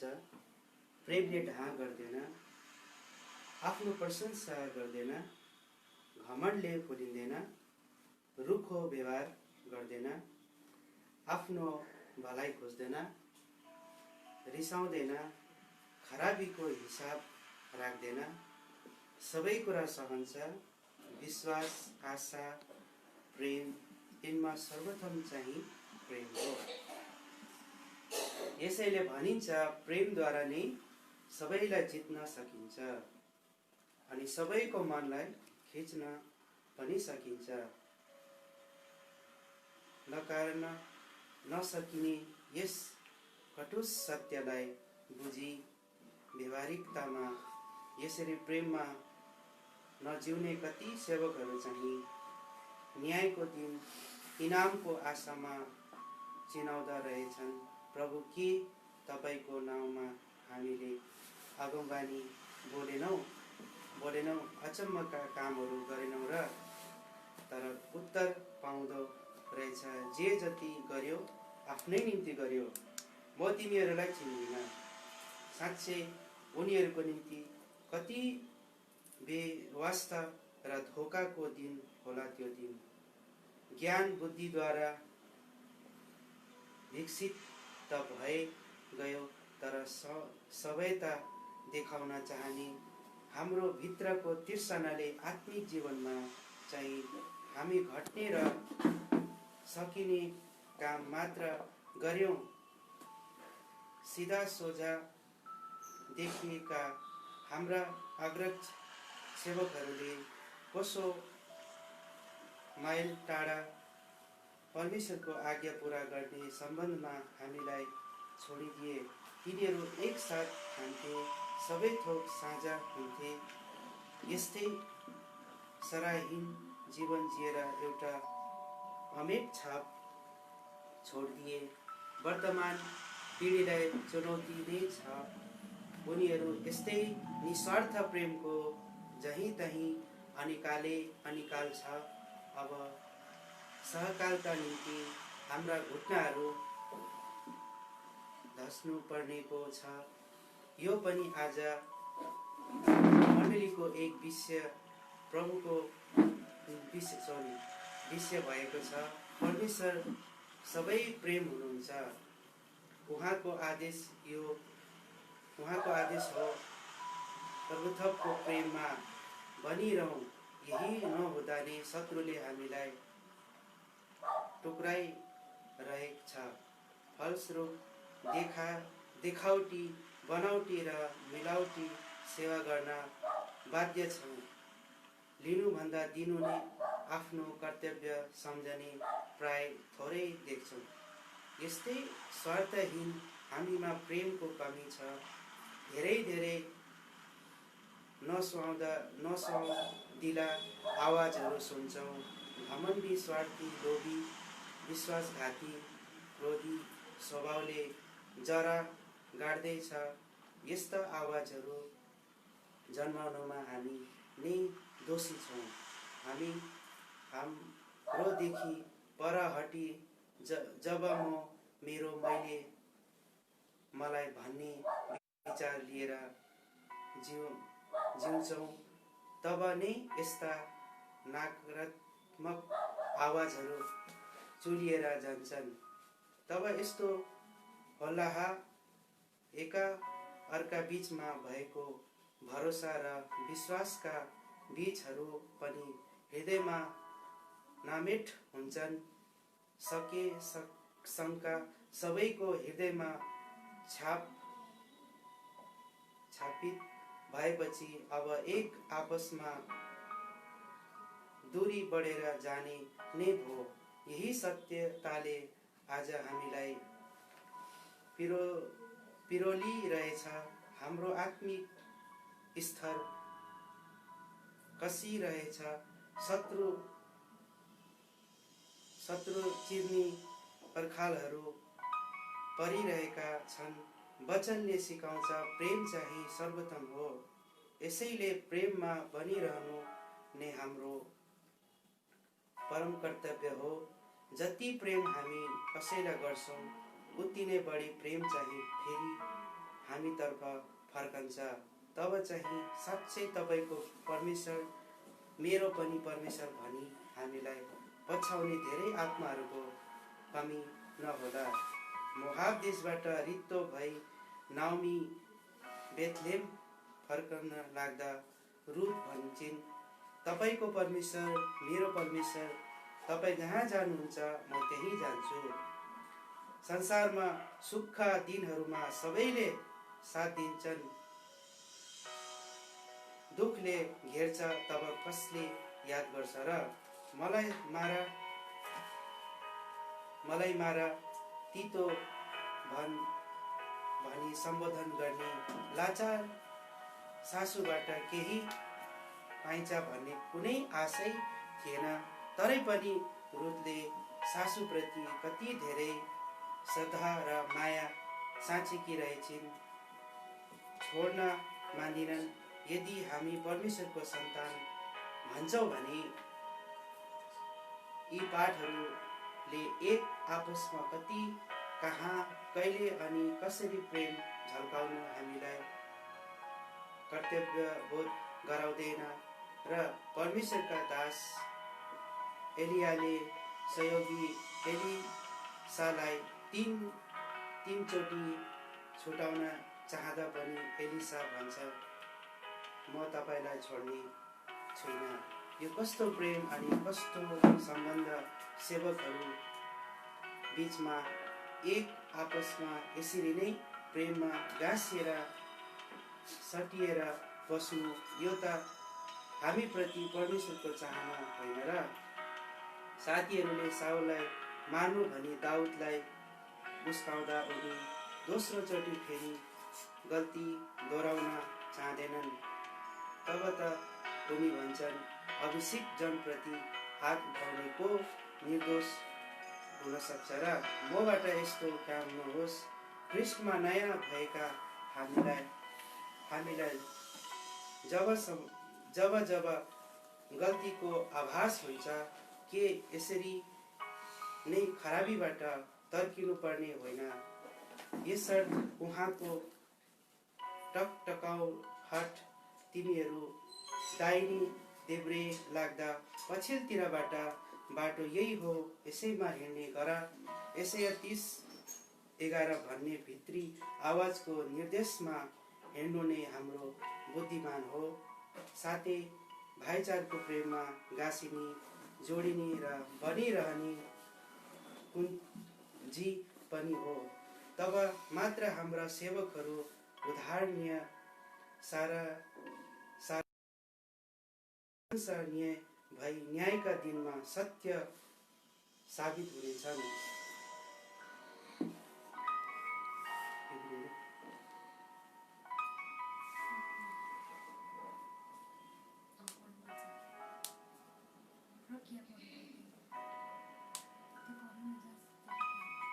साँच्चै यो जिउँदो पानी प्रकाशनको कार्य प्रशंसा साह्रो मान्दै भए पनि सानो सुझाव राख्न चाहन्छु।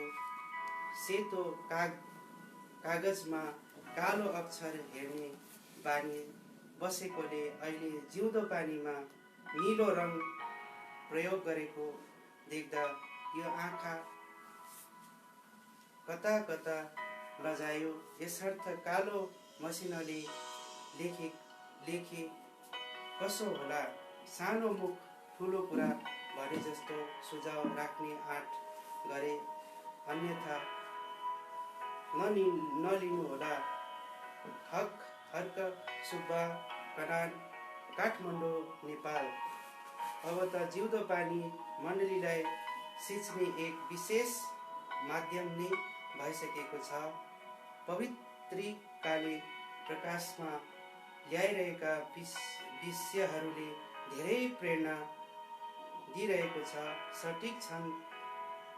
तथापि यस पत्रिकामा बाइबलीय आधारमै स्वास्थ्य, युवा मिला, समयात्मिक अनि व्यवहारिक विषयहरूमा लेखिएका रचनाहरूलाई स्वाभाविक गराइ पाए सुनमा सुगन्ध थपिने थियो। रचनाकारहरूले यस विषयमा सहयोग गर्नु पनि सेवा नै हो। बिएम राई, दार्जिलिङ।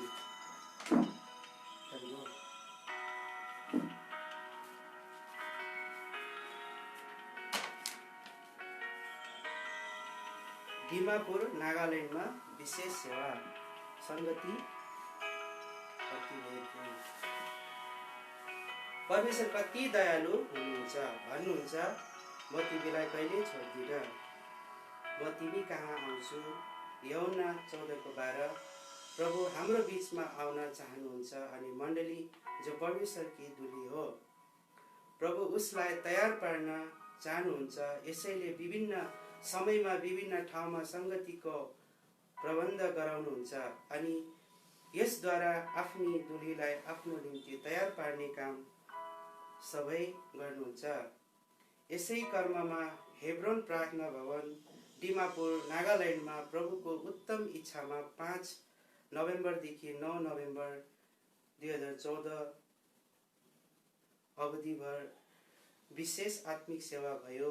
मण्डली तयारीको निम्ति यशाया 25:9 को आधार वचनको साथमा सुसम्पन्न भयो।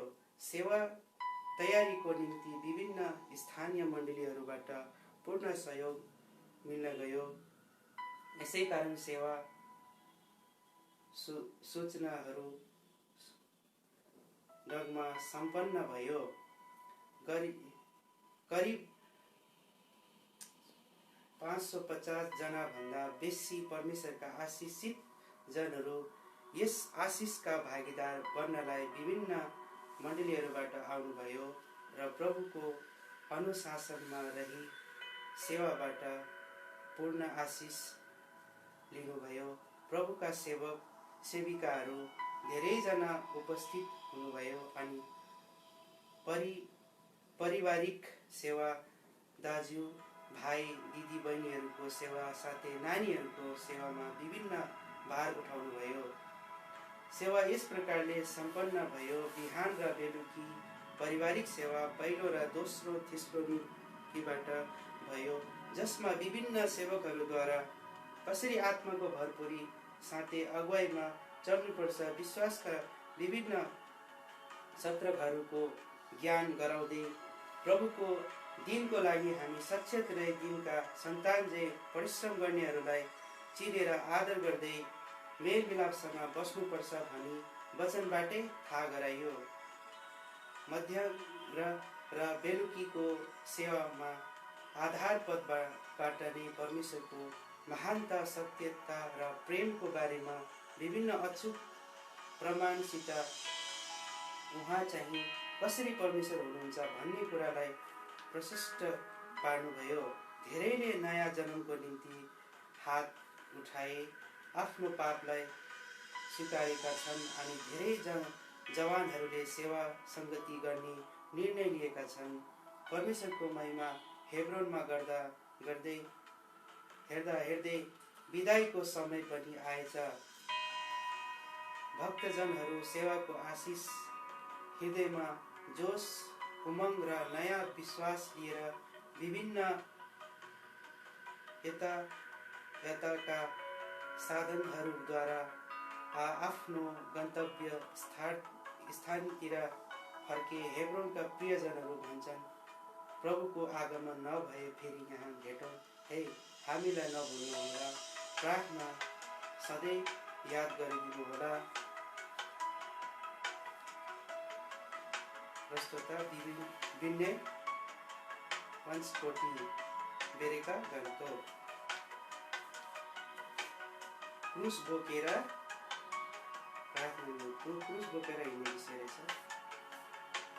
जो आफ्नो क्रुस उठाएर मेरो पछि लाग्दैन त्यो मेरो योग्यको छैन। मत्ती 10:38। कुनै एक फराकिलो जग्गामा थुप्रै क्रुसहरू रहेछन्। स्वभावले पनि एउटा क्रुस बोक्नु भएको रहेछ। यद्यपि आफूले बोकेको क्रुस चाहिँ धेरै गाह्रो भएको जस्तो लाग्दा होइन हो। यहाँ त यात्रा क्रुसहरू रहेछन्। कति त सासानो पनि त रहेछ नि। त्यो हल्का क्रुस पो बोक्नु पर्यो भने आफ्नो क्रुसलाई बिसाई सानो क्रुस खोजेर बोक्नु भएछ। तर आहो कति गाह्रो, हेर्दा सानै देखिए पनि उचाल्ने नसकिने पो रहेछ।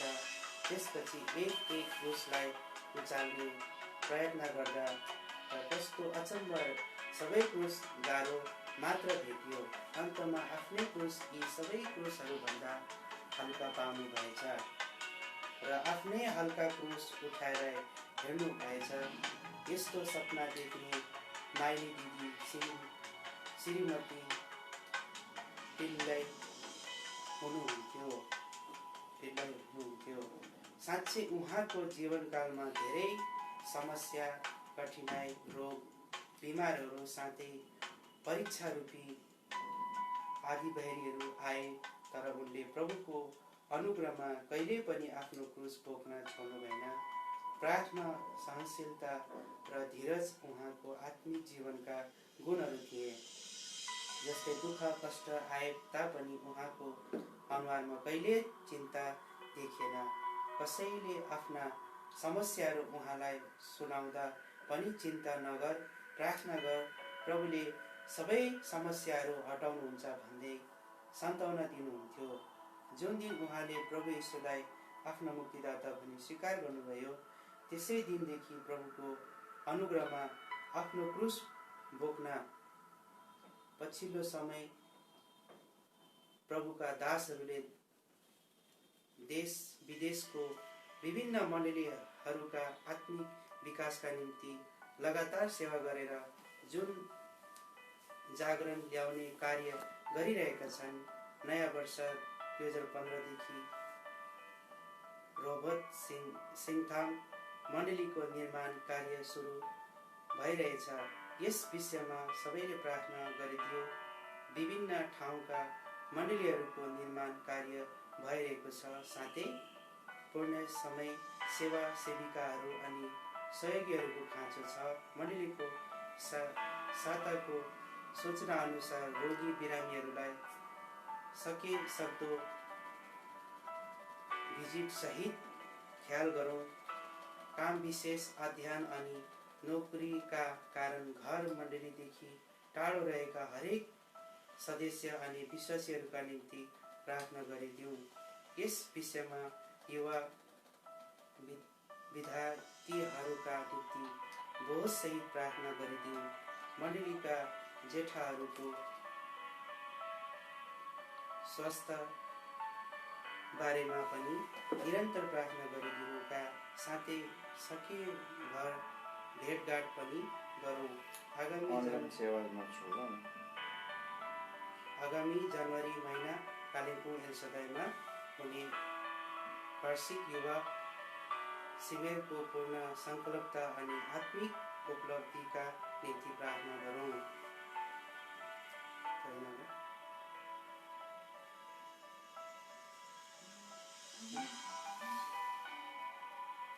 छोड्नु भएन मृत्युको दिनसम्म अर्थात् 1 जनवरी 2012 को दिनसम्म क्रुस बोकी आफ्नो अनन्त घरतर्फ जानुभयो। उहाँका ती आत्मिक गुणहरू आज हाम्रा निम्ति उत्साह र प्रेरणाका कारण भएका छन्।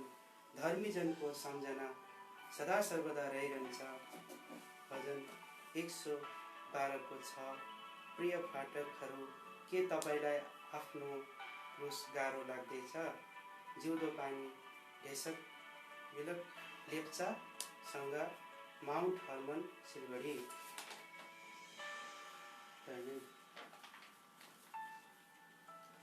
भुल गल्ती भयो भने माफ गरिदिनु होला, दया गरिकन।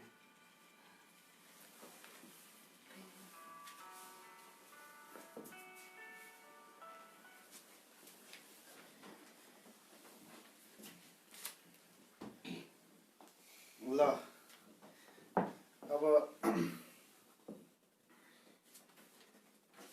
हामीले यो जिउँदो पानी 58 पूर्णाङ्कलाई 58 पूर्णाङ्कलाई हामीले प्राय सबै पढिसक्यौँ है। र हामीलाई थाहा छ हामीले धेरै गल्ती त्रुटिहरू गरेका छौँ। हामीले जुन स्तरमा पढ्नुपर्ने त्यो स्पष्टताको साथमा हामीले पढ्न सकेनौँ। यसर्थ हामीलाई क्षमा गर्नुहोला। हामी यस्तै दुर्बल अयोग्य जनहरू हौँ, सिद्धता छैन। अनि यस्तै अयोग्यताहरू भए तापनि हामीलाई मौका तपाईँले दिनुभयो, सम्झना गरिदिनु भयो। हामी तपाईँहरूलाई हृदयबाट फेरि पनि एकपल्ट धन्यवाद दिन्छौँ। एलिम ताराबारीको निम्ति विशेष तपाईँले प्रार्थना गरिदिनुहोस्।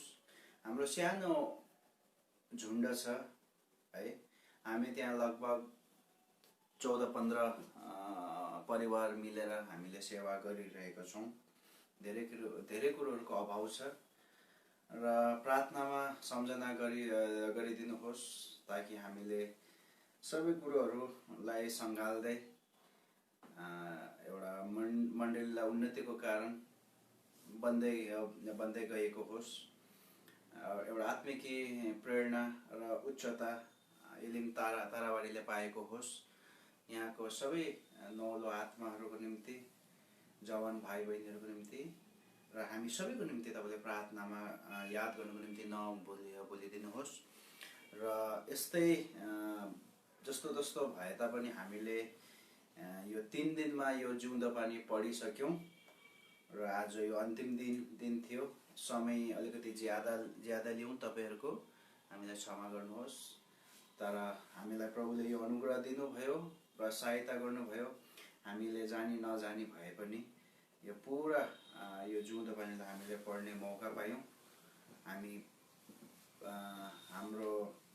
हामीलाई अनलाइन पढिदिने भनेर निवेदन गर्ने हाम्रो दाजुहरूको निम्ति हामी धन्यवादी छौँ, साथै प्रभुको निम्ति पनि। र यो सेवा भोलिको दिनमा यदि एलिम ताराबारीले अझै मौका पाए हामी तपाईँहरूप्रति आभारी रहने छौँ र हामी आशा गर्छौँ कि कुनै अङ्क फेरि पनि एलिम ताराबारीले पढ्ने मौका पाउँछ कि भन्ने एउटा आशा राखेर अब हामी आजको यो अन्तिम दिनको हाम्रो यो जिउँदो पानी लाइभ पढ्ने सङ्गतिलाई हामी समाप्त गर्छौँ। अब हामी अन्तिम प्रार्थना गरेर जय मसीह साथ यो सेवालाई हामी समाप्त गर्छौँ। ल, स्वर्गमा हुने आज हाम्रो सर्वशक्तिमान दयालु अनि सामर्थ्य प्रभु, तपाईलाई हामी हृदयबाट धन्यवाद दिन्छौँ।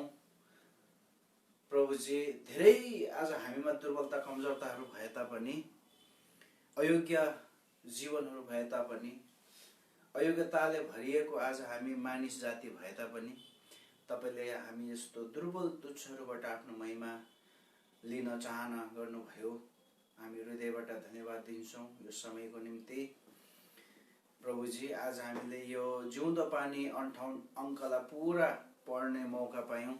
सायद हामीले यो छापिँदाखेरि हामीले पढेको थिएनौँ होला, र तपाईँले यो हामीलाई अनुग्रह प्रदान गर्नुभयो। यसबाट हामीले धेरै आज आत्मिक लाभहरू हामीले पाउन सकेका छौँ। यसको निम्ति यो प्रबन्ध आज तपाईँपट्टिको हो भनिकन आज हामी हृदयबाट यसलाई हामी ग्रहण गर्छौँ। आज हरेक कुरोमा तपाईँको एउटा उद्देश्य हुन्छ, तपाईँले आफ्नो महिमा लिन चाहनुहुन्छ। यसको निम्ति तपाईँलाई धन्यवाद दिन्छौँ। मौका पायौँ, तपाईँले यो सुअवसर दिनुभयो। हाम्रो आयोजक जति पनि दाजुहरू हुनुहुन्छ उहाँहरूप्रति पनि हामी धन्यवादी छौँ। आज हामीलाई सम्झना गर्नुभयो, धन्यवाद छ। सबै कुरो आज को निम्ति तपाईँलाई धन्यवाद दिन्छौँ। भुलचुकहरू भएको छ भने प्रभुजी आज हाम्रो प्रभुजी पढ्दा हुँदै हामीबाट भुल गल्तीहरू भएका छ भने हामीलाई क्षमा गर्नुहोस्, बिन्ती नै प्रार्थना छ। सबै कुरोको निम्ति हजुरलाई धन्यवाद दिँदै यो जिउँदो पानी आज लाइभ पढ्ने यो टिम, यो पेज, कफरनहुम प्रेयर हाउसका सम्पूर्ण आज एडमिन वर्गहरू जति पनि आज म्यानेजमेन्ट आज एउटा टिम छन्, उनीहरूको निम्ति पनि प्रार्थना गर्छौँ, सहायता गरिदिनुहोस्। सबै कुरो आज तपाईँको महिमाको निम्ति भएका हुन्। सबै कुरोको निम्ति हजुरलाई धन्यवाद दिँदै बाँकी सबै हाम्रो जीवनहरू आज सुन्ने श्रोताहरूको सबैको आज सुधी ख्यालको चाहना राख्दै प्रार्थनालाई प्रभु यीशु मसीहको नाममा सुनेर ग्रहण गर्नुहोस्। ल हवस् तब एलिम ताराबारबाट तपाईँहरू सबैलाई फेरि पनि प्रेमी जय मसीह। यो चाहिँ हाम्रो अन्तिम विदाईको जय मसीह हो। प्रभुले अनुग्रह प्रदान गर्नुभयो भने, समय दिनुभयो भने हामी कुनै अङ्क लिएर फेरि पनि तपाईँहरूको समक्ष हामी आउन पायौँ भने हामी एकदमै आभारी रहनेछौँ। यदि भएन भने पनि कुनै कुरा छैन, प्रभुको इच्छा त्यस्तै हुन्छ है। ल सबैलाई जय मसीह।